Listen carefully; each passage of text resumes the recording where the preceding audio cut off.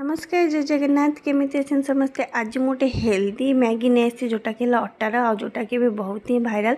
तो छोट पिला बड़ जाए समस्ते खाईपर सतरे बहुत ही टेस्टी। तो चलते डेरी न करना से अटा को जमी नॉर्मल रुटी हुए सेमती रुटी परिका चकटिकी बेली देवे तापर एमती पतला पतला छुरी रे काटे जिते पतला काटिपारे सेते भल कारण यहाँ अटाटा ना पानी पड़ी फुलीगले जब मोटा काटते से आहरी मोटा मोटा हो जिते पतला काटे सेते भल पतला पतला एमती सब काटी सारापर गोटे कढ़ई नवा पानी लुण और तेल ताको भलकरी फुटिया छाड़ीदे से सब भलकरी फुट सारापर आम काटिक रखि जो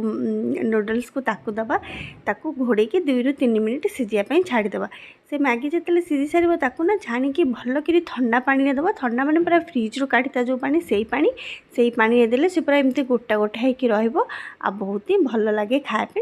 आ ना पूरा जाकू जाक हो जेहेतु एटा अटा तापर गोटे कढ़ई नवा तेल आवश्यक हिसाब से परिवार मुझे परिवार नहीं पियाज बंधाकोबी गाजर टमाटर कैप्सिकम आपण हिसाब से जो परिया चाहिए सेटा नेबे तापर कढ़ई पियाज देके बाकी सब परिया देके स्वाद हिसाब से लुण हल्दी टिके लंका गुंड